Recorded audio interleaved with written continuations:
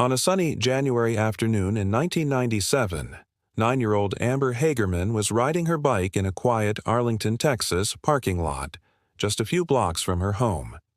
She was with her little brother, Ricky, enjoying a carefree moment of childhood. But in the blink of an eye, Amber was gone, snatched by a stranger in a black pickup truck right in front of witnesses. 4 days later, her body was found, and a community was left reeling. Her case remains unsolved, but Amber's name lives on in a way no one could have predicted. Her tragedy sparked a movement that has saved thousands of lives, the Amber Alert system. Who took Amber Hagerman? Why has her killer never been caught? And how did one little girl's story change the world? This is the heartbreaking yet inspiring story of Amber Hagerman's disappearance and the legacy she left behind. Amber Renee Hagerman was born on November 25, 1986, in Arlington, Texas, a bustling city between Dallas and Fort Worth. By 1996, she was a vibrant 9-year-old with brown hair, bright eyes, and a love for life. Amber was a typical kid, full of energy, always ready to play, and fiercely protective of her 5-year-old brother, Ricky. She lived with her mother, Donna Whitson, later Donna Norris, and her stepfather, Richard Hagerman, in a close-knit neighborhood. Amber was known for her kind heart and adventurous spirit. She loved riding her bike, playing with friends, and dreaming of becoming a teacher someday. Her family was tight, though they faced challenges. Donna was a single mother for much of Amber's early life, working hard to provide for her kids. Arlington in the 1990s was a growing suburb, generally safe, where kids could still roam freely, but that sense of security was about to be shattered. On January 13, 1996, Amber and Ricky asked their mother if they could ride their bikes to an abandoned Winn-Dixie grocery store parking lot a few blocks from their home on East Abrams Street. It was a familiar spot where neighborhood kids often played. Donna agreed, trusting the short distance and the fact that it was broad daylight, around 3:15 p.m. Amber rode her pink bike while Ricky rode his own. The siblings pedaled to the lot, laughing and racing each other. The parking lot was mostly empty, with a few people nearby, including a 78-year-old retiree named Jimmy Kevill, who was working on his property across the street. After a few minutes, Ricky decided he was ready to head home and started back, leaving Amber behind to ride a bit longer. She was just circling the lot, carefree and happy. But she wasn't alone. Moments later, Jimmy Kevill saw a black pickup truck pull into the parking lot. A man got out, grabbed Amber off her bike, and forced her into the truck as she screamed. Kevill, stunned, noted the truck's details. A dark-colored, possibly black, single-cab pickup with chrome trim. The man was white, in his 20s or 30s, medium build with short, dark hair. The abduction happened so fast, less than a minute, that Kevill couldn't intervene, but he immediately called 911. Another witness, a woman driving by, also saw the truck speeding away and reported it to police. Amber's bike was left behind in the lot, a heartbreaking reminder of her sudden disappearance. Arlington police responded within minutes, arriving at the scene by 3:20 p.m. They interviewed Kevill and other witnesses who provided consistent descriptions of the suspect and the truck. A massive search was launched with police, volunteers, and Amber's family combing the area. The FBI was called in, and helicopters scanned from above while officers searched door to door.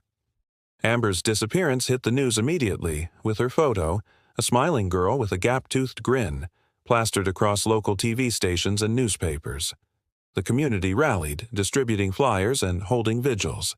Donna and Richard were frantic, clinging to hope that Amber would be found alive. "She's out there somewhere, and we're going to find her," Donna told reporters, her voice breaking. 4 days later, on January 17, 1996, the worst news came. A man walking his dog near an apartment complex in North Arlington found Amber's body in a creek bed near the Forest Hills Apartments, about 5 miles from where she was taken. She was wearing the same clothes from the day of her abduction: a pink sweatshirt, blue jeans, and white sneakers. An autopsy revealed she had been sexually assaulted and murdered, her throat cut, Heavy rains had washed away potential evidence in the creek, making it harder for investigators to find clues. The discovery crushed Amber's family and the Arlington community. Donna later said, "It felt like the world stopped.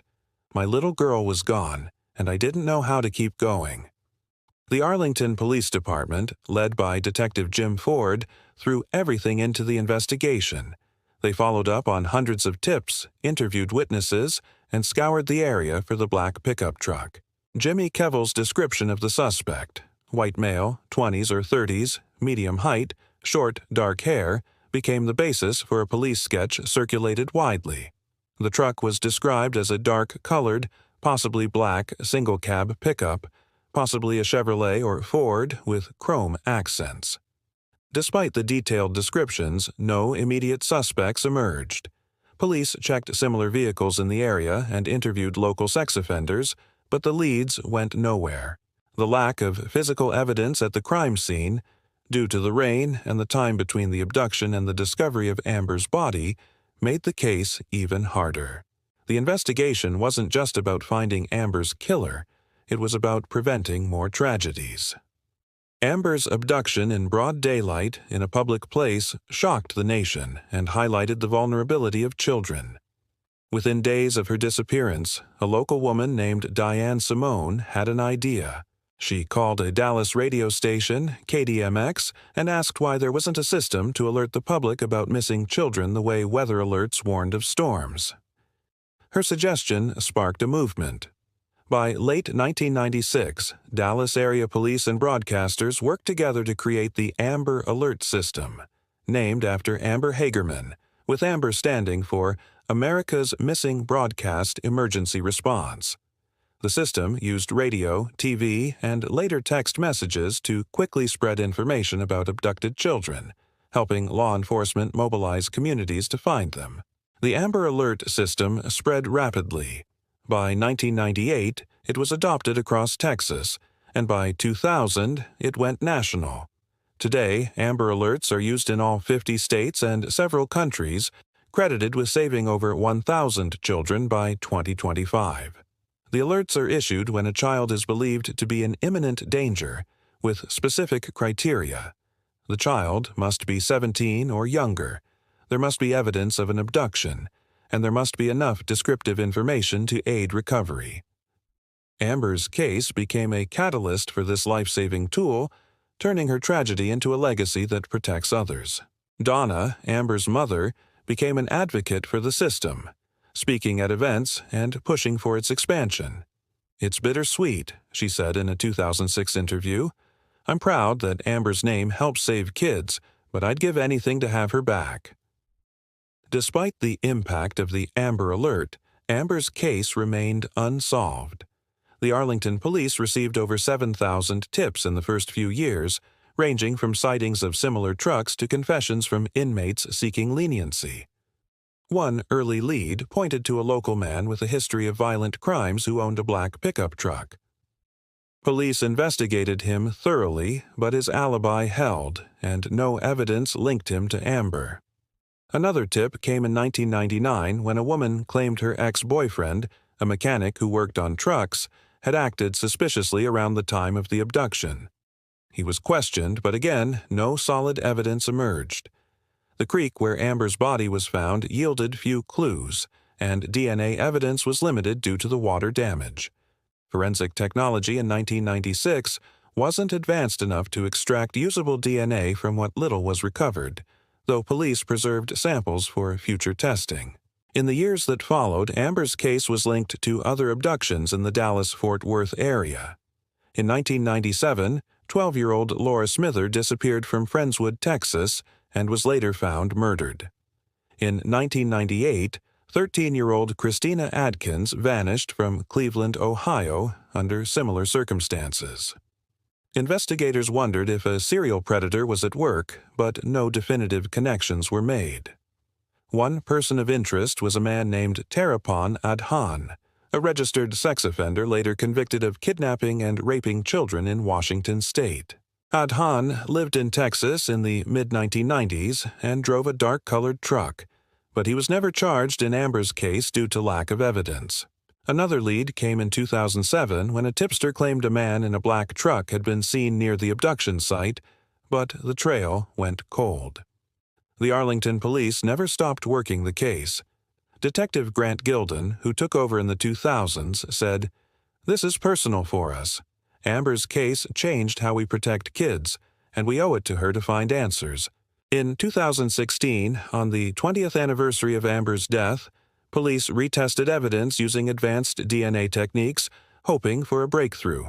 They also re-interviewed witnesses and released an updated sketch of the suspect, adjusting for age progression. The FBI offered a $10,000 reward for information leading to an arrest. And the case was featured on America's Most Wanted and Unsolved Mysteries multiple times. Donna and her family continued to speak out, holding annual vigils at the abduction site, where a memorial bench now stands with Amber's name. As of May 2025, Amber's killer has not been found. The Arlington Police Department remains active, following up on new tips and re-examining evidence with modern technology. In 2023, a cold case task force used genetic genealogy to revisit DNA samples, but no matches have been identified yet. Donna, now in her 50s, still holds on to hope for justice. "I want to know who did this to my baby," she said at a 2024 vigil. But even if we never find him, Amber's legacy lives on every time an Amber Alert saves a child.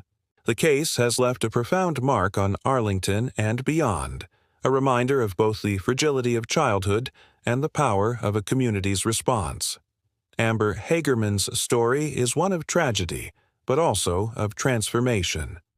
Her name is spoken every time an Amber Alert flashes across a phone or TV screen, a testament to her lasting impact.